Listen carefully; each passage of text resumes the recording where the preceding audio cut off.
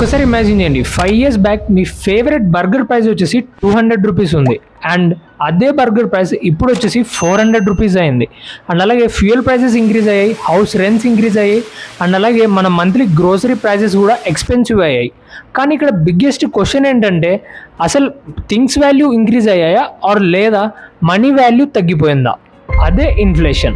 So definitely మీరు inflation గురించి అర్థం చేసుకోకపోతే ఎవ్రీడే మీరు మీ మనీని లాస్ అవుతారు. సో అందుకే ఈ వీడియోలో ఇన్ డీటెయిల్గా అసలు ఇన్ఫ్లేషన్ అంటే ఏంటి, అండ్ ఇన్ఫ్లేషన్ వల్ల థింగ్స్ వాల్యూ పెరుగుతాయా ఆర్ లేదా మనీ వాల్యూ తగ్గిపోతుందో ఇన్ డీటెయిల్గా డిస్కస్ చేసుకుందాం. కానీ ఇక్కడ ప్రాబ్లం ఏంటంటే, చాలామంది అనుకుంటారు వాళ్ళు ఎక్కువ శాలరీ ఎర్న్ చేస్తేనే వాళ్ళ లైఫ్ చాలా బెటర్ అవుతుందని. కానీ ఇక్కడ ఒక షాకింగ్ ఎగ్జాంపుల్ ఏంటంటే, మీరు మంత్లీ 50,000 సంపాదిస్తున్నారు అనుకుందాం. ఈ ఇయర్ నుంచి ఆ 50,000 కాస్త 55,000గా ఇంక్రీజ్ చేశారు. అండ్ అప్పుడు అందరూ ఏమనుకుంటారు, చాలా హ్యాపీగా ఫీల్ అవుతారు. అండ్ ఇంకా కొందరు మేము ఇంకా రిచ్ అయ్యాం, మాకు 5,000 ఇంక్రీజ్ అయింది ఈ ఇయర్ నుంచి అనుకుంటారు. కానీ ఇక్కడ ప్రాబ్లం ఏంటంటే, మీకు 5,000 ఎలాగైతే ఇంక్రీజ్ అయిందో సేమ్ అలాగే ఎకానమీలో ఇన్ఫ్లేషన్ వచ్చేసి 10% ఇంక్రీజ్ అయింది ఈ ఇయర్. సో అప్పుడు మీ శాలరీలో మీకు జస్ట్ 5% మాత్రమే ఇంక్రీజ్ అయింది, కానీ ఎకానమీలో 10% ఇన్ఫ్లేషన్ ఇంక్రీజ్ అయింది. సో టెక్నికల్గా చూసుకున్నామంటే మీకు 5,000 ఇంక్రీజ్ అయినా కానీ అది జస్ట్ శాలరీలో ఒక నెంబర్ ఇంక్రీజ్ అయింది అంతే. ఎందుకంటే ఎకానమీలో 10% ఇన్ఫ్లేషన్ ఇంక్రీజ్ అయినందువల్ల మీరు లాస్ట్ ఇయర్ పర్చేస్ చేసిన ప్రోడక్ట్స్ అన్ని ఈ ఇయర్ ఇంకా 10% ఇంకా ఎక్కువ కట్ చేసి పర్చేస్ చేయాలి.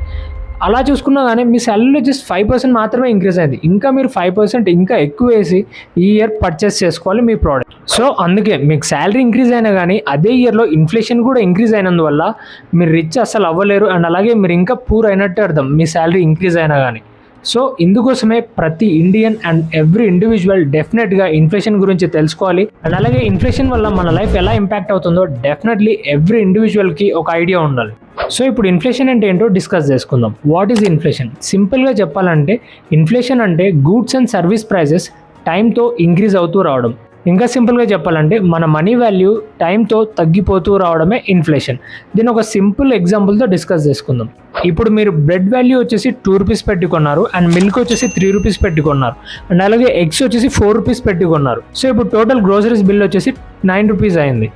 అండ్ 1 year తర్వాత ఇన్ఫ్లేషన్ వచ్చేసి 10% పెరిగింది. ఇన్ఫ్లేషన్ 10% పెరిగినందువల్ల ఈ ఇయర్ గ్రోసరీస్ బిల్ వచ్చేసి 10 రూపీస్ వస్తుంది. ఎలా అంటే బ్రెడ్ వాల్యూ వచ్చేసి 2.2 రూపీస్ అయింది, అండ్ మిల్క్ వాల్యూ వచ్చేసి 3.3 రూపీస్ అయింది, అండ్ ఎగ్స్ వచ్చేసి 4.4 రూపీస్ అయింది. సో అలా 10% ఇన్ఫ్లేషన్ ఇంక్రీజ్ అయినందువల్ల ఈ ఇయర్ గ్రోసరీస్ బిల్ వచ్చేసి 10 రూపీస్ అయింది. సో టైం ఇంక్రీజ్ అయ్యే కొద్దీ గూడ్స్ అండ్ సర్వీస్ ప్రైసెస్ కూడా ఇంక్రీజ్ అవుతూ వస్తాయి, అండ్ అలాగే మనీ వాల్యూ డిక్రీజ్ అవుతూ వస్తుంది. సో అందుకే ఫస్ట్ ఇయర్ వచ్చేసి గ్రోసరీ ప్రైసెస్ వచ్చేసి 9 రూపీసే అయ్యాయి, కానీ సెకండ్ ఇయర్కి 10 రూపీస్ అయ్యాయి. ఇక్కడ 1 year టైం ఇంక్రీజ్ అయింది, అండ్ అలాగే ఇన్ఫ్లేషన్ కూడా 10% ఇంక్రీజ్ అయింది. సో ఇదే ఇన్ఫ్లేషన్ అంటే. సో ఇప్పుడు ఇన్ఫ్లేషన్ ఇయర్ బై ఇయర్ ఎందుకు ఇంక్రీజ్ అవుతుంది అండ్ ఇంక్రీజ్ అవ్వడానికి రీజన్స్ ఏంటి డిస్కస్ చేసుకుందాం. రీజన్ 1 వచ్చేసి హై డిమాండ్. ఇమాజిన్ చేయండి, మార్కెట్లో 100 స్మార్ట్ ఫోన్స్ మాత్రమే ఉన్నాయి, కానీ కొనేవాళ్ళు మాత్రం 1000 మెంబర్స్ ఉన్నారు. సో ఇప్పుడు స్మార్ట్ ఫోన్ కంపెనీ ఏం చేస్తుందంటే ఆ స్మార్ట్ ఫోన్ ప్రైసెస్ని ఇంక్రీజ్ చేస్తుంది, ఎందుకంటే డిమాండ్ ఎక్కువ ఉంది అండ్ సప్లై మాత్రం తక్కువ ఉంది. సో దీన్నే సప్లై అండ్ డిమాండ్ ఇన్ఫ్లేషన్ అని అంటారు. సెకండ్ రీజన్ వచ్చేసి production cost increase. Just imagine చేయండి, లాస్ట్ ఇయర్ మీరు ఒక ప్రోడక్ట్ కొనాలనుకున్నారు. లాస్ట్ ఇయర్ ఆ ప్రోడక్ట్ ప్రైస్ వచ్చేసి 10,000 మాత్రమే ఉంది, కానీ ఈ ఇయర్ వచ్చేసరికి సేమ్ ప్రోడక్ట్ 12,000 అయింది. ఎందుకంటే లాస్ట్ ఇయర్ అదే ప్రోడక్ట్ని మ్యానుఫ్యాక్చరింగ్ చేయడానికి దాంట్లో యూజ్ చేసే ఎలక్ట్రానిక్స్ కానీ సెన్సార్స్ కానీ ఆర్ లేదా మిగతా ఎలక్ట్రానిక్ డివైజెస్ ప్రైస్ వచ్చేసి ఏం ఇన్ఫ్లేషన్ లేకుండా సేమ్ అదే ప్రైస్తో ఉన్నాయి.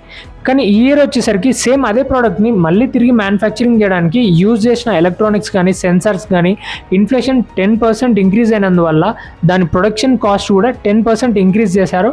అండ్ ఈ ఇయర్ ప్రొడక్షన్ ప్రైస్ వచ్చేసి 11,000 అయింది సేమ్ ప్రోడక్ట్కి. సో దీన్నే కాస్ట్ ఇన్ఫ్లేషన్ అని అంటారు. ఈ 2 మెయిన్ రీజన్స్ వల్లే ఎవ్రీ ఇయర్ ఇన్ఫ్లేషన్ ఇంక్రీజ్ అవుతూ ఉంటుంది. అండ్ అలాగే ఈ ఇన్ఫ్లేషన్ వల్ల ఎవరు మోస్ట్ ఎఫెక్ట్ అవుతారో డిస్కస్ చేసుకుందాం.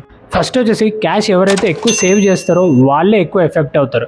ఎందుకంటే సపోజ్ మీరు 10,000 క్యాష్ సేవ్ చేస్తున్నారు ఎవ్రీ ఇయర్, కానీ ఎవ్రీ ఇయర్ ఇన్ఫ్లేషన్ 5% ఇంక్రీజ్ అవుతూ వస్తుంది. ఇక్కడ మీరు సేవ్ చేస్తున్న 10,000 ఎక్కడికి వెళ్ళదు, కానీ దాని value year by year decrease అవుతూ వస్తుంది. సో అందుకే మీకు ఎమర్జెన్సీ ఫండ్స్కి మాత్రమే క్యాష్ని సేవ్ చేసుకోండి, అండ్ మిగతాదంతా ఎక్కడైనా ఫిక్స్డ్ డిపాజిట్స్ కానీ ఆర్ లేదా సేఫ్ ఇన్వెస్ట్మెంట్ ప్లాన్స్లో ఇంక్రీజ్ చేయండి. ఎందుకంటే ఇయర్ బై ఇయర్ మీకు ఇన్ఫ్లేషన్ ఎలాగైతే ఇంక్రీజ్ అవుతుందో సేమ్ అలాగే మీరు పెట్టిన ఇన్వెస్ట్మెంట్స్ కూడా ఇంక్రీజ్ అవుతూ వెళ్తాయి. మీరు ఎప్పుడు క్యాష్ని సేవ్ చేస్తూ వచ్చారంటే అవి అలానే ఇంక్రీజ్ అవ్వట్లేదు, అండ్ అలానే ఇన్ఫ్లేషన్ ఇంక్రీజ్ అవుతున్నందువల్ల డిక్రీజ్ అవుతూ వస్తాయి దాని వాల్యూ. సెకండ్ వచ్చేసి ఫిక్స్డ్ సాలరీడ్ ఎంప్లాయీస్ ఇన్ఫ్లేషన్ వల్ల ఎఫెక్ట్ అవుతారు. ఎందుకంటే ఎప్పుడైనా కానీ ఇయర్లీ 5% ఇన్ఫ్లేషన్ ఇంక్రీజ్ అయినప్పుడు మీ మంత్లీ అండ్ ఇయర్లీ శాలరీ కూడా 5% ఇంక్రీజ్ అవ్వాలి. అలా అని ఇంక్రీజ్ అవ్వలేదంటే ఇన్ఫ్లేషన్ ఇంక్రీజ్ అయినందువల్ల మీరు పర్చేస్ చేస్తున్న ప్రోడక్ట్స్ కానీ మీ మంత్లీ అండ్ ఇయర్లీ ఎక్స్పెన్సివ్స్ కానీ 5% ఇంక్రీజ్ అవుతూ వెళ్తాయి అండ్ ఇన్ఫ్లేషన్ కూడా ఇంక్రీజ్ అవుతూ వెళ్తుంది. కానీ మీ శాలరీ మాత్రం సేమ్ అలాగే ఉంటుంది. అలాగే ఉన్నప్పుడే మీకు ఇంకా ఎక్స్పెన్సివ్స్ ఇంక్రీజ్ అవుతాయి అండ్ మీరు లోన్స్ అండ్ మిగతా బర్డన్స్ ఇంక్రీజ్ చేసుకుంటారు మీ శాలరీ ఇంక్రీజ్ అవ్వనందువల్ల. సో అందుకే ఎప్పుడైనా కానీ year by year inflation increase అవుతున్నప్పుడు మీ శాలరీ కూడా డెఫినెట్లీ ఇంక్రీజ్ అవ్వాలి. లేదంటే మీరు డెఫినెట్లీ ఇన్ఫ్లేషన్ వల్ల చాలా ఎఫెక్ట్ అవుతారు మీ ఫ్యూచర్లో. థర్డ్ వచ్చేసి రిటైర్డ్ పీపుల్ ఇన్ఫ్లేషన్ వల్ల ఎఫెక్ట్ అవుతారు. ఎలా అంటే ఎప్పుడైనా కానీ రిటైర్డ్ పీపుల్ వాళ్ళకి మంత్లీ ఆర్ ఇయర్లీ వచ్చే ఫిక్స్డ్ పెన్షన్ మీద డిపెండ్ అయి ఉంటారు. సో ఇప్పుడు ఇయర్లీ మాత్రం ఇన్ఫ్లేషన్ 5% ఇంక్రీజ్ అవుతూ వెళ్తుంది అండ్ అలాగే ఇయర్లీ 5% ఎక్స్పెన్సివ్స్ ఇంక్రీజ్ అవుతూ వెళ్తున్నాయి. కానీ ఈ రిటైర్డ్ పీపుల్స్కి మాత్రం పెన్షన్ మాత్రం ఫిక్స్డ్గా అలాగే ఉంటుంది అండ్ ఏ ఇంక్రిమెంట్స్ లేకుండా. సో దీనివల్ల ఎవ్రీ ఇయర్ వాళ్ళ ఎక్స్పెన్సివ్స్ ఇంక్రీజ్ అవుతూ వెళ్తాయి ఇన్ఫ్లేషన్ వల్ల. సో ఇలా ఎవ్రీ రిటైర్డ్ పీపుల్ డెఫినెట్లీ ఈ ఇన్ఫ్లేషన్ వల్ల ఎఫెక్ట్ అవుతారు. సో ఇప్పుడు ఈ ఇన్ఫ్లేషన్స్ వల్ల ఎవరు బెనిఫిట్ అవుతారో చూద్దాం. ఈ ఇన్ఫ్లేషన్స్ వల్ల ఫస్ట్ బెనిఫిట్ అయ్యేది ఎవరంటే ఇన్వెస్టర్సే. ఎందుకంటే ఎప్పుడైనా కానీ ఒక investors every month or every here definitely invest చేస్తూ వస్తాడు.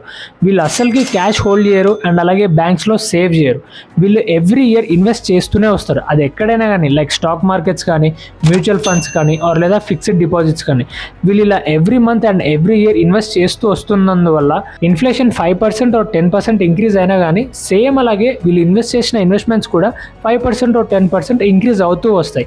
సో దానివల్ల ఇన్ఫ్లేషన్ ఇంక్రీజ్ అయినా కానీ వీళ్ళకి ఏం ప్రాబ్లం ఉండదు. వీళ్ళకి ఇంకా ఇన్వెస్ట్మెంట్స్ గ్రో అవుతూ వస్తాయి. ఈ ఇన్ఫ్లేషన్ వల్ల సెకండ్ మోస్ట్ బెనిఫిట్ అయ్యేది ఎవరంటే బిజినెస్ ఓనర్సే. ఎందుకంటే ఎప్పుడైనా కానీ year by year inflation 5% or 10% ఎలా అయితే ఇంక్రీజ్ అవుతుందో సేమ్ అలాగే ఈ బిజినెస్ ప్రోడక్ట్స్ ప్రైస్ కూడా ఎవ్రీ ఇయర్ ఇంక్రీజ్ అవుతూ వస్తాయి.